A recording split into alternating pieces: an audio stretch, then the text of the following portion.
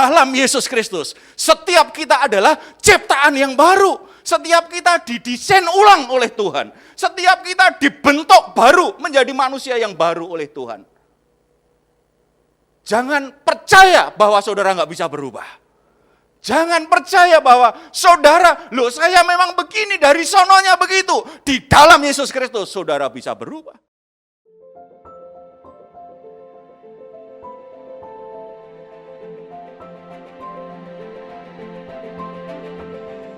Silakan duduk. Shalom.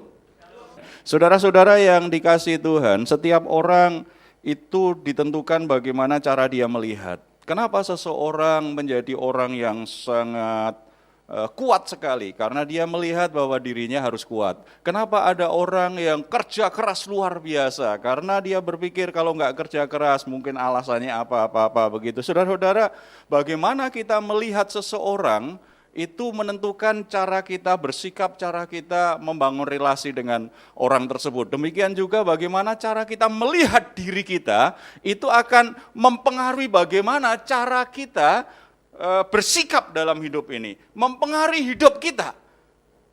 Ada banyak kesalahan dalam gaya hidup orang melihat dengan cara yang salah. Paulus mengatakan di bagian yang kita baca hari ini, dulu aku melihat seseorang, melihat manusia menurut ukuranku sendiri, menurut penilaianku sendiri, tetapi aku sekarang merubahnya. Saudara, ada sebuah perubahan cara untuk melihat diri kita. Ayat 17 menjadi kunci. Kekristenan harus titik baliknya di bagian ini, saudara. Di situ katakan, siapa yang jadi, siapa yang ada dalam Kristus, ia adalah ciptaan baru. Yang lama sudah berlalu, sesungguhnya yang baru sudah datang. Alkitab menyimpulkan begini, saya pelajari Alkitab dan saya dapat kesimpulan begini. Setiap orang itu kalau hanya dilahirkan sekali akan mati 2 kali. Tetapi kalau orang dilahirkan 2 kali, dia lahir 2 kali, dia hanya mengalami kematian sekali. Ketika orang lahir itu kan alami, setiap kita lahir alami karena kita punya bapak atau ibu. Baik bapak kita kelihatan atau tidak. Baik bapak kita itu orang yang terhormat maupun orang yang brengsek. Pokoknya punya bapak pasti, punya lahir. Kita bisa lahir di dunia ini. Lahir itu alami. Kita akhirnya melihat diri kita dari siapa bapak ibu kita. Bagaimana keluarga kita. Seringkali kan orang melihat seperti itu. Tetapi bagian ini kita lihat bahwa setiap kita harus lahir yang kedua kali. Kelahiran pertama itu alami karena bapak ibu kita. Kita membawa sifat dari bapak ibu kita. Kita punya status berdasarkan bagaimana orang tua kita. Kalau saya orang Jawa, bapak ibu saya orang Jawa, saya lahir sebagai orang Jawa. Saya nggak bisa berkata saya orang Manado. Atau mungkin saya orang Amerika. Mungkin saya bisa pindah ke warganegaraan. Tetapi saya tetap orang Jawa. Istri saya lahir, bapak ibunya Batak. Lahir, ya orang Batak, nggak bisa. Saya paksa jadi Jawa. Anak saya lahir. Jadi keturunan Baja, Satria Baja Hitam. Nggak bisa diubah. Saudara, setiap kita itu latar belakang kita mempengaruhi kita. Bagaimana sikap kita berbicara, bagaimana cara berpikir kita, itu alami.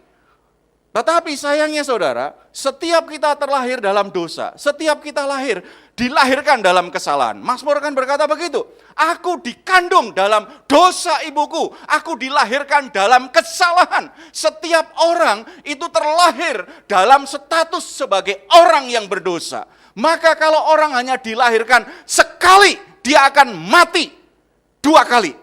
Mati secara fisik, dikuburkan, tetapi dalam kekekalan dia mati selama-lamanya, terpisah dari Allah selama-lamanya. Maka orang harus dilahirkan kembali secara roh. Adam dan Hawa jatuh dalam dosa, mati secara rohani. Secara fisik nunggu waktunya. Secara fisik Adam dan Hawa hanya mengalami kemerosotan, dari kekal menjadi fana. Tubuhnya mengalami kemerosotan. Adam dan Hawa diciptakan tidak untuk mati sebenarnya. Tetapi karena dosa secara roh, Adam menjadi terpisah, itu mati secara rohani. Tetapi secara fisik Adam dan Hawa dan manusia kemudian juga berubah. Tubuhnya dari kekekalan, tubuh yang kekal menjadi tubuh yang fana. Setiap orang walaupun minum obat apa saja, minum jamu apa saja, tambah tuwek, tambah keribut. Ya kan? Kalau ulang tahun berarti tanda tambah tua. Umurnya sudah 70 tahun masih ingin didoakan umur panjang. Mau berapa lama lagi?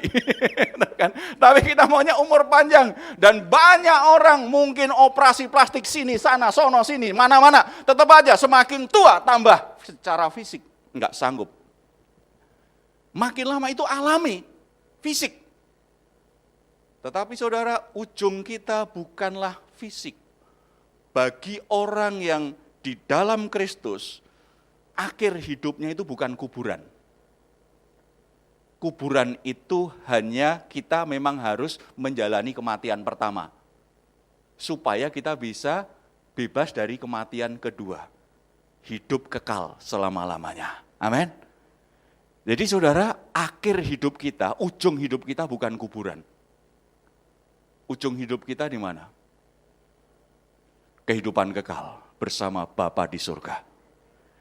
Harus alami kelahiran 2 kali. Kita dilahirkan pertama oleh orang tua kita nggak boleh pesen, kita nggak boleh buat pilihan. Nggak bisa buat pilihan. Kita nggak bisa milih, secara alami kita lahir jadi dari keluarga siapa, suku apa, tidak bisa milih kan? Tetapi kelahiran yang kedua, kelahiran secara roh, itu pilihan kita, itu keputusan kita. Kita yang membuat sebuah keputusan. Makanya di ayatnya kan, siapa di dalam Kristus. Saudara, di dalam Kristus itu sebuah pilihan dalam hidup ini. Siapapun, tidak peduli saudara latar belakangmu apa. Tidak peduli saudara suku apa, punya masa lalu seperti apa, saudara punya sifat seperti apa. Tetapi kalau saudara buat pilihan, berada di dalam Yesus Kristus, maka kehidupanmu berubah. Kehidupanmu berubah. Kehidupanmu akan alami sebuah mujizat perubahan yang luar biasa. Ketika engkau ada di dalam Yesus Kristus. Itu sebuah pilihan. Para motivator kan suka bilang, hidup ini sebuah pilihan. Tetapi saudara saya kasih tahu, pilihan terbaik adalah ketika kita memilih dalam hidup kita, ada di dalam Yesus Kristus Tuhan. Semua kuasa Allah itu diberikan kepada Yesus sebagai anak Allah. Dan Alkitab berkata apa? Yesus Kristus diberikan kepada jemaatnya, kepada orang-orang percaya. Jemaat Kristus itu mengalami kepenuhan Yesus Kristus. Kalau segala sesuatu diberikan kepada Yesus dan Yesus diberikan kepada kita, apa yang enggak kita punya? Apa yang kita tidak punya? Segala sesuatu yang diberikan Bapa kepada Yesus, itu diberikan kepada kita. Ini sebuah pilihan terbaik dalam hidup kita. Di dalam Yesus, itu pilihan yang terbaik. Titik balik kehidupan manusia itu ada di dalam Yesus Kristus. Di dalam Yesus Kristus. Saya bilang sama 3 anak saya tidak bangga kalau kalian jadi juara. Bangga ya bangga, tetapi kebanggaan Papa yang utama bukan karena kalian juara. Papa enggak bangga-bangga amat kalau ada yang memuji kalian. Ganteng-ganteng sekali anaknya Pak Eru. Saya enggak terlalu bangga sekali, sebab semakin banyak orang memuji anak saya, saingan saya semakin banyak. Bukan itu, saya bilang sama anak saya begini, kebanggaan Papa yang utama adalah, apapun pekerjaanmu nanti, bagaimanapun sekolahmu sekarang, kamu tetap ada dalam Tuhan. Kamu mengasihi Tuhan. Ibadah itu yang utama kepada Tuhan. Itu yang paling utama. Jadi mungkin kamu sekolah, enggak juara, enggak apa-apa. Yang penting kamu sudah lakukan yang terbaik. Dan ketika lakukan, Papa bisa lihat kamu tetap di dalam Tuhan. Itu yang paling utama. Di dalam Kristus, titik balik kehidupan manusia. Orang boleh mencapai apa saja dalam hidup ini, punya apa saja dalam hidup ini, tetapi kalau dia tidak di dalam Kristus, dia alami kematian kedua, mati binasa. Dia tidak akan bisa menikmati selama-lamanya apa yang dia dapatkan, apa yang dia kumpulkan di dunia ini. Tetapi kalau di dalam Kristus, perubahan itu luar biasa dan seluruh hidupnya bermakna. Kita lanjutkan ayatnya. Siapa di dalam Kristus, ia menjadi ciptaan yang baru. Saudara, kita itu dicetak ulang. Kita itu dicetak ulang. Kita itu dikreasi ulang oleh Yesus Kristus, di dalam Yesus Kristus. Saya sering bilang begini, saya secara teori psikologi, saya itu plekmatis melankolis. Saya ini sangat tertutup, pemalu, introvert sekali. Itu kan teori psikologi kan introvert sekali itu. Jadi paduan plekmatis melankolis, itu orangnya nggak bisa bergaul, jarang ngomong, begitu kan? Dan itu masa remaja saya memang begitu. Masa remaja saya seperti itu, sampai saya SD itu saya jarang ngomong, bahkan sampai kelas 2 SD. Saya nggak pernah ngomong, para tetangga itu sampai tanya, Pak Heru itu sama ibu saya, Bu, anak ibu yang bungsu itu sebenarnya bisa ngomong enggak sih? Saya kok nggak pernah dengar suaranya, sampai 2 SD, itu saya nggak bisa ngomong. Sampai remaja, saya penakut, pemalu, tertutup sekali. Nggak bisa bergaul saya. Memang itu plekmatis melankolis, oke gitu kan. Belum lagi saya tumbuh kehilangan ayah dari kecil, saya jadi ada trauma begitu, rasa tidak aman yang besar dalam keluarga miskin, tambah lagi. Benar-benar sangat tertutup, pemalu, penakut luar biasa begitu. Tetapi ketika saya ambil keputusan buat pilihan dalam hidup saya mau di dalam Kristus, kelas 3 SMA. Saya lihat perubahan hidup saya luar biasa. Saya diubah Tuhan luar biasa. Perubahan hidup saya sangat besar sekali. Saya senang pelajaran psikologi, walaupun dari SMP, SMA saya suka baca buku psikologi. Saya senang baca tokoh-tokoh dunia, tetapi nggak berubah-ubah tuh. Nggak berubah-ubah. Tetapi ketika saya berada di dalam Yesus Kristus, saya diubah oleh Roh Kudus. Saya alami perubahan. Jadi ketika saya lahir baru, Tuhan ubah hidup saya luar biasa. Saudara, ya sesekali mungkin saudara yang ngerti psikologi begitu, ngerti, oh Pak Heru ini pasti plekmatis ini, begitu ya. Tetapi ketika kita lagi pelayanan, kita lagi sama-sama, mungkin nggak terlalu kentara lagi. Ya, nggak terlalu kentara lagi. Artinya apa? Roh Kudus bisa bekerja, mengubah hidup seseorang, apalagi ketika orang itu mau dipakai Tuhan. Tidak peduli saudara punya temperamen seperti apa, saudara punya profil kepribadian apa, saudara punya sifat seperti apa, saudara punya masa lalu seperti apa. Tetapi di dalam Yesus Kristus, setiap kita adalah ciptaan yang baru. Setiap kita didesain ulang oleh Tuhan. Setiap kita dibentuk baru menjadi manusia yang baru oleh Tuhan. Jangan percaya bahwa saudara nggak bisa berubah. Jangan percaya bahwa saudara, loh saya memang begini dari sononya begitu. Di dalam Yesus Kristus saudara bisa berubah. Saudara jangan percaya tentang masa lalumu. Jangan percaya tentang bahwa saudara tidak bisa berubah. Karena saudara orang ini, saudara keluarga ini, saudara suku ini. Siapapun saudara, kalau di dalam Yesus Kristus saudara adalah ciptaan yang baru. Ciptaan yang baru. Roh Kudus melahirkan saudara menjadi pribadi yang baru. Saudara, yang dilahirkan yang mana?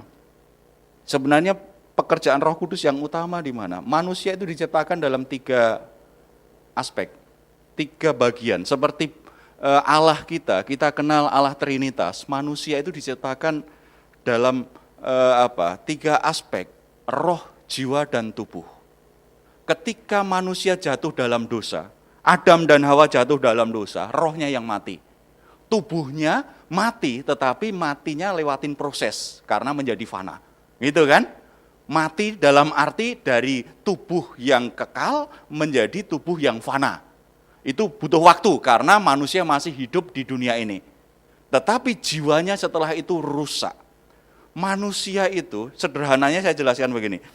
Manusia itu adalah makhluk rohani yang Tuhan taruh dalam tubuh jasmani, sehingga manusia hidup. Ketika manusia hidup, itu tandanya apa? Manusia berjiwa. Manusia makhluk berjiwa. Punya jiwa, punya pikiran, punya perasaan, punya kehendak. Itu tanda kehidupan. Sebab kalau orang kelihatannya hidup, nggak punya kemauan, orang akan bilang, kamu itu kayak mayat, hanya ikut aja, nggak punya. Orang hidup tetapi nggak punya perasaan, dingin, itu seperti orang mati, itu kan?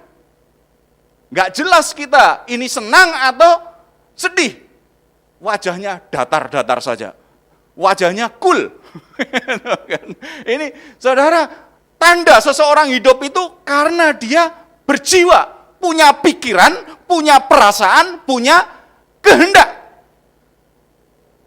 Tetapi masalahnya adalah karena yang memberi kehidupan manusia itu sumber hidupnya di mana? Di rohnya. Kapan Adam itu mulai hidup? Adam dibuat Tuhan, jadi sosok manusia, kemudian apakah Adam langsung hidup? Enggak kan? Kapan Adam hidup? Ketika Allah menghembuskan nafasnya, menghembuskan rohnya ke dalam hidung Adam, maka Adam menjadi hidup. Jadi kehidupan Adam itu dari siapa? Dari roh Allah. Makanya nggak salah orang bilang nyawa itu titipan. Nyawa itu titipannya Gusti Allah. Nyawa itu titipannya Tuhan. Kalau Tuhan mau ngambilnya, ya Tuhan akan ambil. Kehidupan manusia itu karena roh Allah. Tetapi ketika Adam dan Hawa jatuh dalam dosa, manusia mati. Roh manusia yang mati karena tidak lagi terkonek dengan rohnya Allah. Tidak lagi terkonek dengan Allah sumber hidupnya. Manusia sejak itu menjadi manusia yang dikendalikan oleh dagingnya, oleh tubuhnya. Jiwanya dikendalikan oleh dagingnya, bukan oleh rohnya. Yang terjadi makanya terjadi konflik. Begitu menerima Yesus Kristus, ada dalam Roh Kudus melahirkan kita. Yohanes 1 ayat 12 dan 13 kan, yang menerima Yesus Kristus diberi kuasa menjadi anak-anak Allah yang dilahirkan bukan oleh keinginan manusia tetapi oleh roh Allah. Ketika kita menerima Yesus Kristus, roh Allah melahirkan kita kembali, roh kita mulai hidup, roh kita mulai terkonek.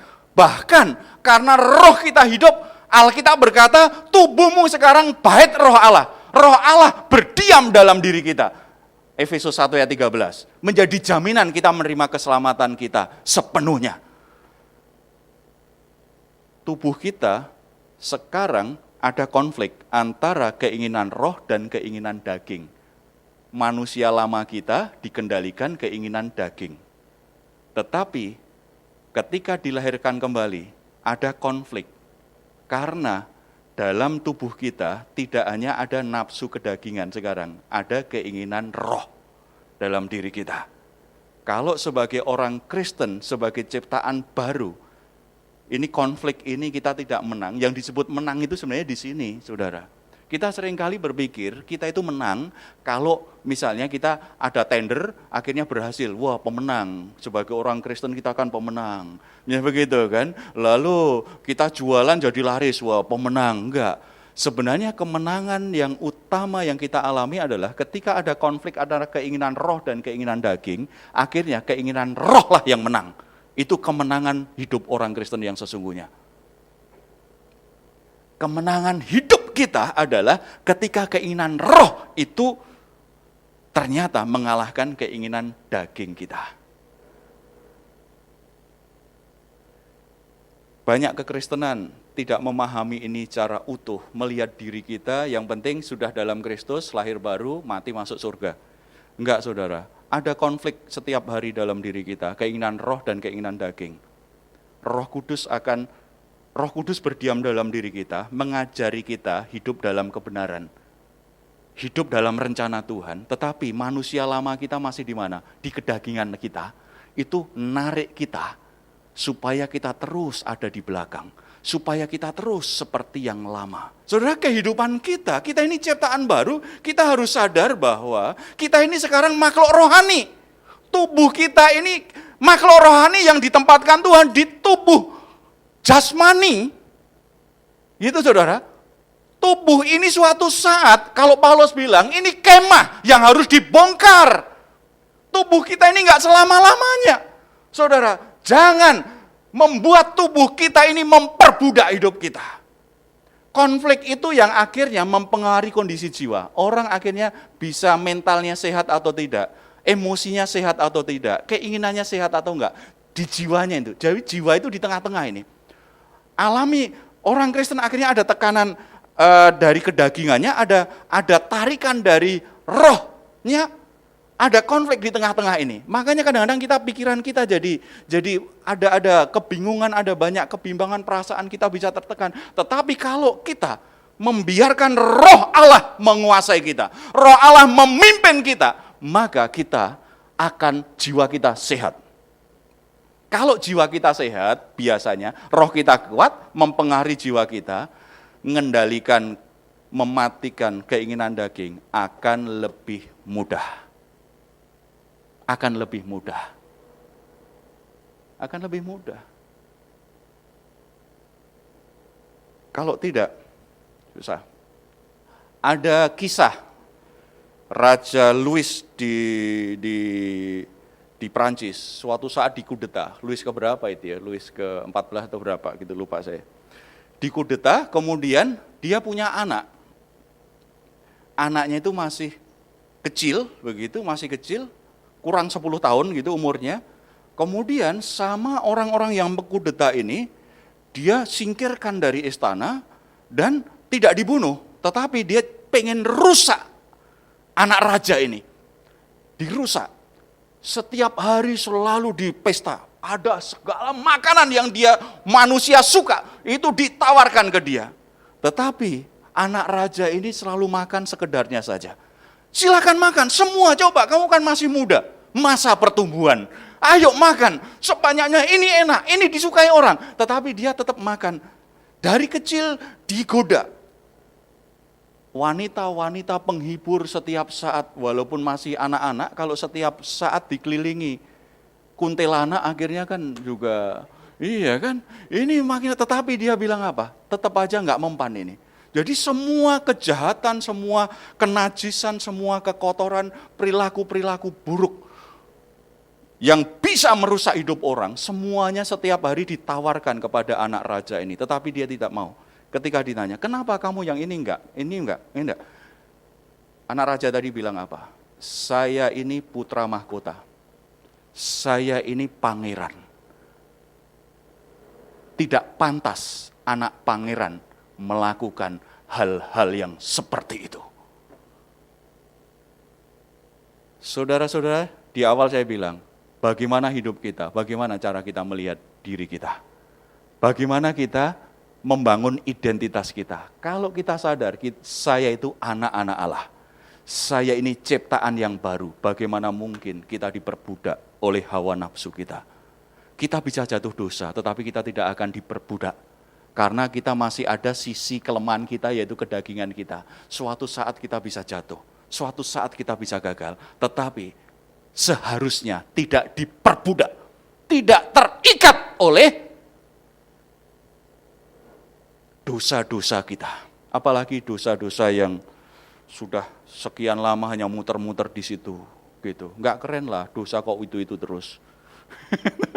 Masa itu terus, gitu. Saudara, harusnya kalau kita melihat diri kita mulai bangkit. Kita akan bilang seperti anak Raja Louis itu. Aku ini putra mahkota.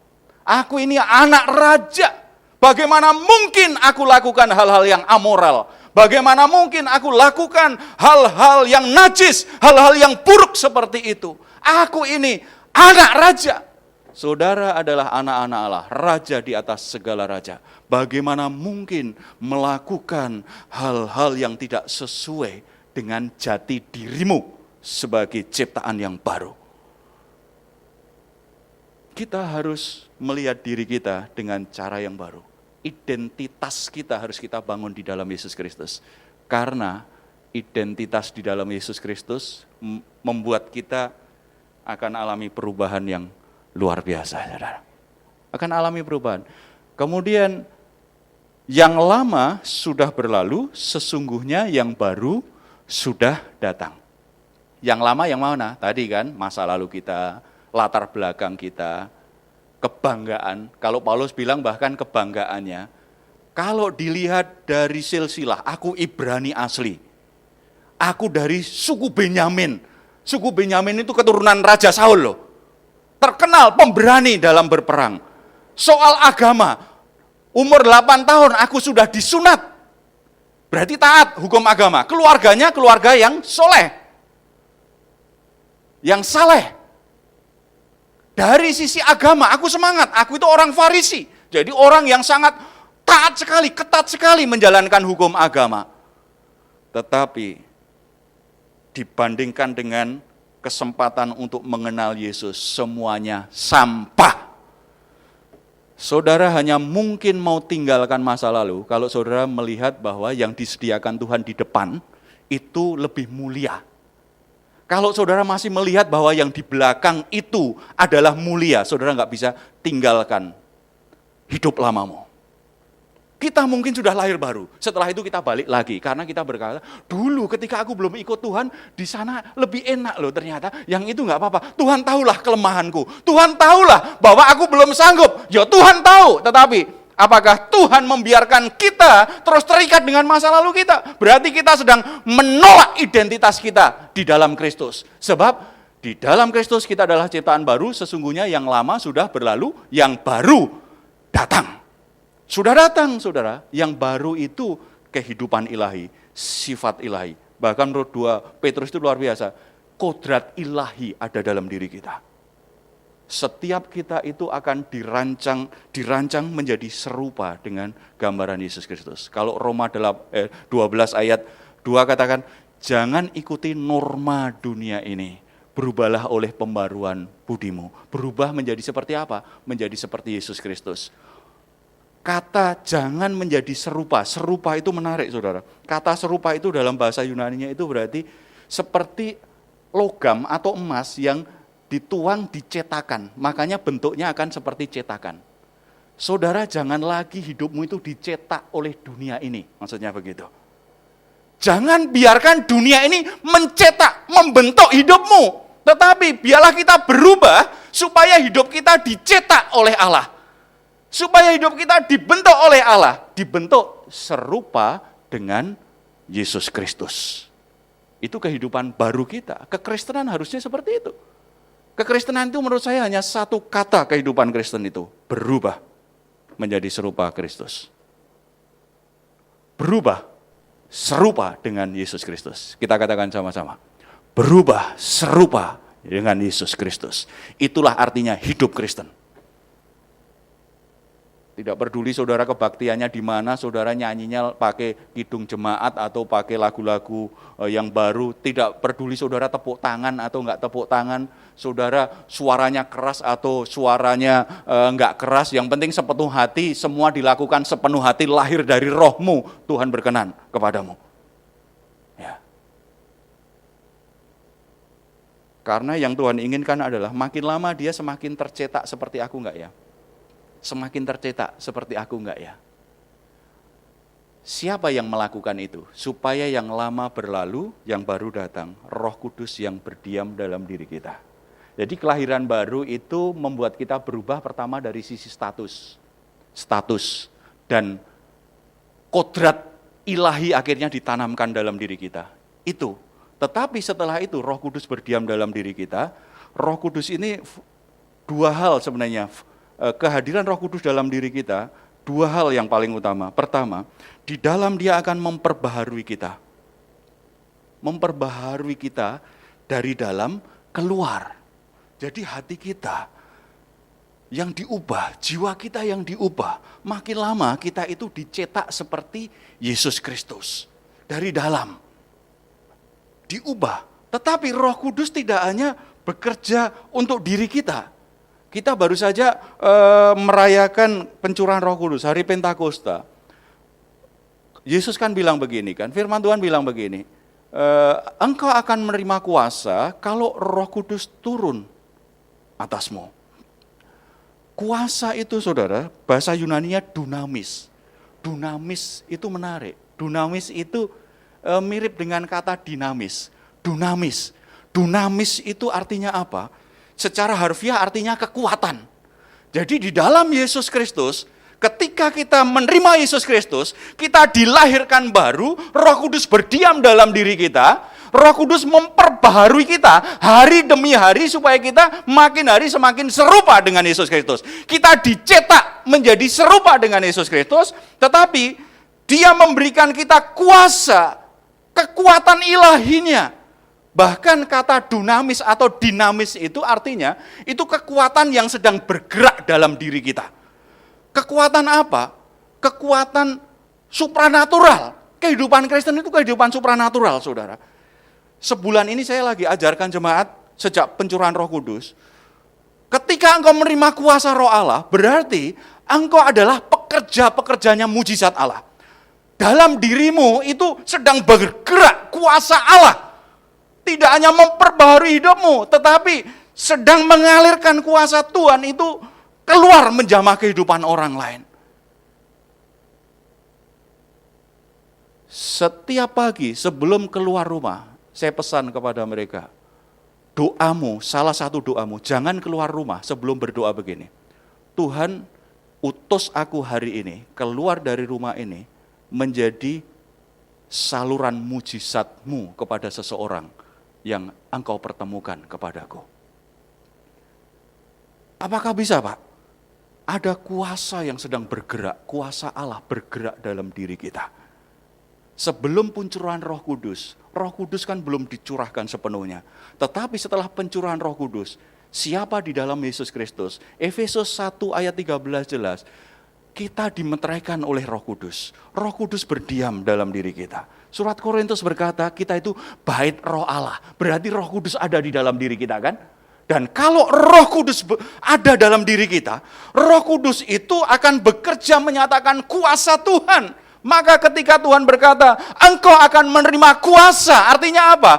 Kekuatan Roh Allah akan bergerak, akan bekerja dalam dirimu, sehingga engkau akan alami perubahan hari demi hari, dan engkau menjadi saluran kuasa Allah yang supranatural itu menyentuh kehidupan banyak orang.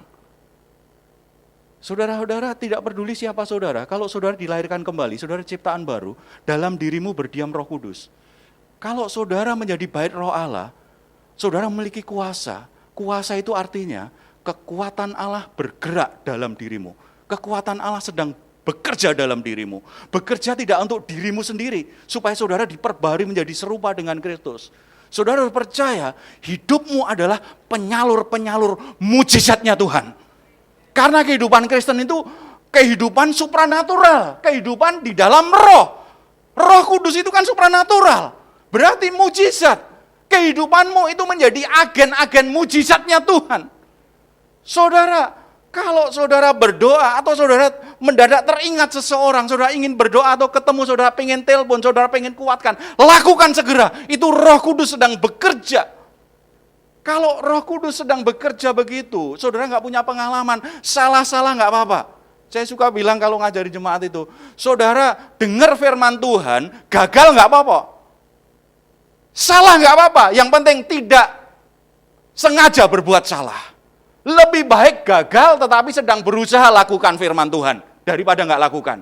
Lebih baik salah tetapi sedang belajar lakukan firman Tuhan daripada nggak lakukan. Lakukan saja. Sebab kata kuasa itu pengertian lainnya apa? Kemampuan yang berlimpah-limpah. Kemampuan yang melampaui kesanggupan kita, itu kuasa. Kalau ini tidak diaktifkan, saudara hanya levelnya begini terus. Saudara bertahun-tahun ke gereja, begini terus. Saudara pelayanan bertahun-tahun, begini terus. Saudara harus aktifkan. Saudara bangun tidur, mau kerja, mau keluar, berdoa. Tuhan, ini aku, utuslah aku Tuhan. Jadi agen mujizatmu, jadi penyalur mujizatmu kepada seseorang. Setiap perjumpaan dengan seseorang, percaya itu sebagai cara ilahi supaya kita itu jadi berkat. Saya baca bukunya Bruce Wilkinson. Dia cerita begini, Bruce Wilkinson itu terkenal penulis buku doa Yabes. Dia lagi coba buat edisi revisi tentang doa Yabes, sudah janjian dengan penerbit, dia harus keluar kota, naik pesawat. Doanya begini, Tuhan, selama di pesawat, saya ingin menyelesaikan yang kurang dari naskah buku ini, tolong supaya di sebelah saya kalau bisa nggak ada penumpang. Kalau ada, jangan yang ribut lah, jangan yang resek. Saya pengen konsentrasi penuh. Dia sengaja beli tiket yang kelas bisnis supaya bisa lebih tenang. Begitu masuk, dia lihat ada 2 bangku kosong. Berarti sudah hampir berangkat masih kosong. Dia ambil yang dekat jendela, dia mulai kerja. Begitu pesawat sudah mau ditutup itu pintunya, ada orang yang kelihatan tergesa-gesa masuk. Begitu masuk, dia sempoyongan. Orang yang rambutnya dicat warna-warni, kemudian tatonya banyak sekali, dan kelihatan setengah mabuk. Sempoyongan masuk. Kemudian lihat, nomor seatnya begitu dia lihat, ini dia tunjuk ke pendeta Bruce Wilkinson itu. Ini tempat duduk saya ini. Oh iya, saya yang sebelah. Akhirnya di sebelahnya akhirnya itu ternyata orang setengah mabuk. Dia berdoa, Tuhan saya berdoa supaya nggak ada yang ganggu, ini malah gangguan banyak sekali nih. Udah baunya, dia udah pengen deket-deket, ternyata pemabuk tadi, dia sambil ini Pak Pendeta ini selagi coba nyelesaikan naskahnya, dia ngintip ternyata. Begitu ngintip, komentarnya apa? Komentar yang kata-kata kasar, menunjukkan ketidaksukaannya tentang hal-hal rohani. Bruce Wilkinson tanya, kok kamu tahu apa yang saya kerjakan? Saya ngintip. Saya ngintip, kemudian ngobrol. Akhirnya dia ingat. Saya ingat, dia mulai ingat. Aku berdoa supaya hari ini saya bisa menjadi berkat bagi seseorang. Apakah ini yang Tuhan inginkan? Tetapi saya kan juga berdoa supaya saya bisa selesaikan naskah buku. Dia mulai berdebat dengan Tuhan. Tuhan, saya kan mau menyelesaikan pekerjaanmu. Ini doa Yabes ini menjadi berkat jutaan orang di seluruh dunia. Saya akan selesaikan, saya revisi dengan baik, kok ada gangguan? Gimana sebenarnya Tuhan? Dia debat begitu akhirnya, ternyata Roh Kudus yang bicara kepada dia, tutup laptopmu. Ini saatnya engkau menjadi saluran kuasa Tuhan kepada orang itu. Akhirnya dia tutup, dia bilang, kenapa tadi terlambat? Mulai ngobrol-ngobrol lah. Begitu ngobrol-ngobrol, ternyata dia mulai tanya begini, iya saya ini promotor musik rock. Dia promotor musik rock yang terkenal di Amerika. Dan konser yang saya selenggarakan, itu tiket habis terjual. Tetapi begitu konser mau berjalan, saya dapat telepon teman saya meninggal, mendadak. Makanya saya langsung terbang. Akhirnya di kuburan itu saya mulai bertanya-tanya, umpama yang dikuburkan itu saya, bagaimana hidup saya ya? Di kuburan itu saya tertekan sekali. Walaupun nggak percaya, saya mulai berdoa dengan cara saya. Tuhan, kalau memang Engkau ada, pertemukan saya dengan seorang imam hari ini.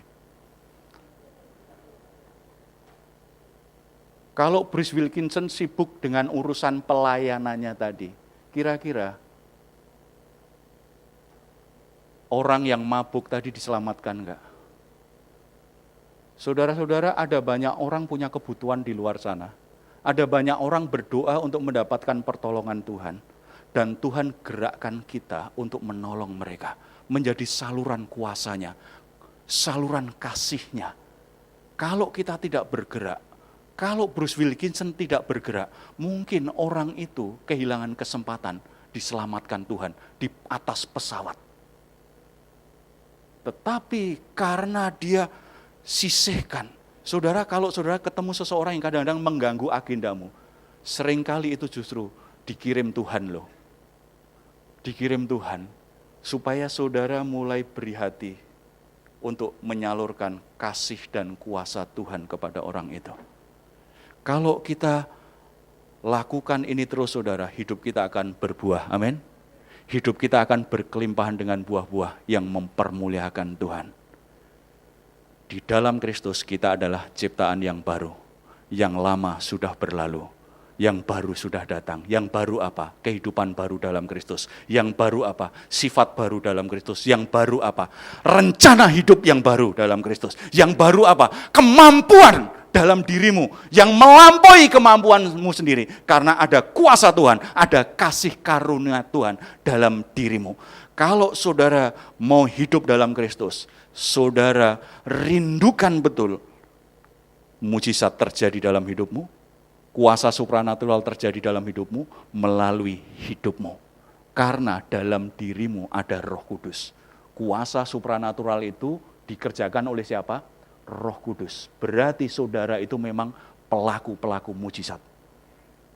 Percaya itu, apapun yang terjadi, saudara bisa menjadi orang-orang yang luar biasa, melakukan pekerjaan-pekerjaan yang besar bagi Tuhan. Amin.